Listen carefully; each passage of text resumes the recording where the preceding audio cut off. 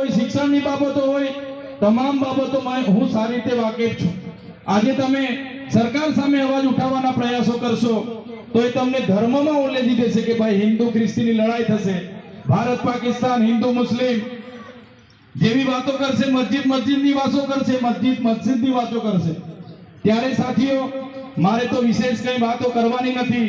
ખેડૂત મહાપંચાયતમાં અમે જઈ રહેલા છે, પણ અમારા વિસ્તારમાં છોટાઉદેપુર હોય, દાહોદ હોય, પંચમહાલ હોય, નર્મદા હોય, ભરૂચ હોય કે વલસાડ, નવસારીમાં પણ હું 2 દિવસ પહેલા ત્યાં હતો, તો ખૂબ સારા યુવાનો મારા સંઘર્ષના સાથી બની રહ્યા છે, મારી સાથે જોડાઈ રહેલા છે અને એ લોકો આવનારા ભવિષ્યમાં રાજનીતિમાં, જાહેર જીવનમાં આવીને આગળ વધવા જઈ રહ્યા છે.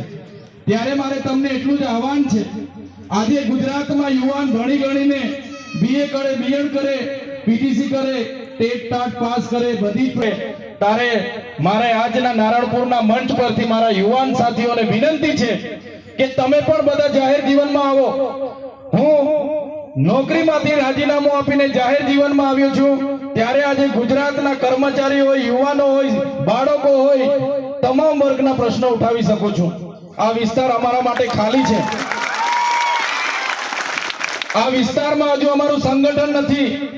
વગર સંગઠને આજે તમે આટલી મેદની ઉપસ્થિત થયા છો, તો યુવાનોને મારું આહવાન છે, તમે રાજનીતિથી દૂર નહીં ભાગો, તમે પણ તૈયાર થઈ જાવ, રાજનીતિમાં આવો અને રાજનીતિમાં તાલુકા પંચાયત હોય, જિલ્લા પંચાયત હોય, આવનારી વિધાનસભા હોય, તમારામાંથી એક યુવાન તૈયાર થઈ જાવ, એને વિધાનસભામાં અમે પહોંચાડી દઈશું.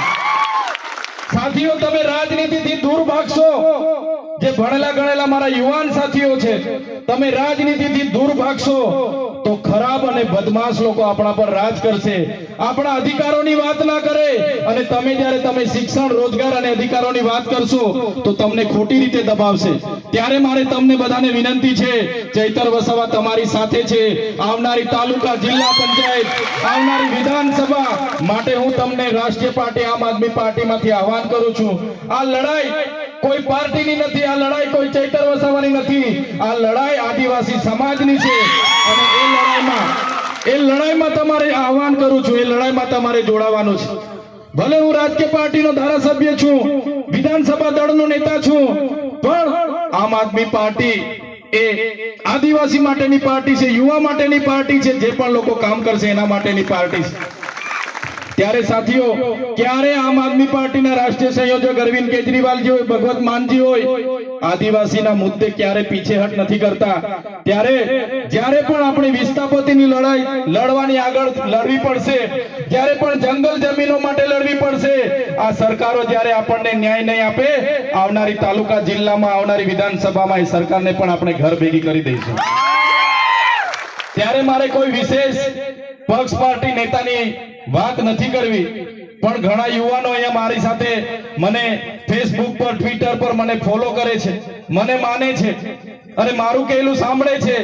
ત્યારે એવા યુવાન સાથીઓ જે લોકો અહીંયા ઊભા છે એમને પણ હું કહેવા માંગુ છું, સાથીઓ, આવનારા દિવસોમાં આપણા સમાજને દિશા અને દશા આપવાનું કામ આપણે કરવાનું છે.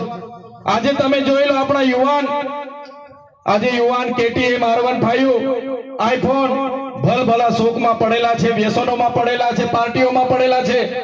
ત્યારે મારા યુવાનોને પણ 2 હાથ જોડીને વિનંતી કરું છું, તમે ભણો, તમારું કેરિયર બનાવો. આ સમય તમારો ભણવાનો છે, કેરિયર બનાવવાનો છે.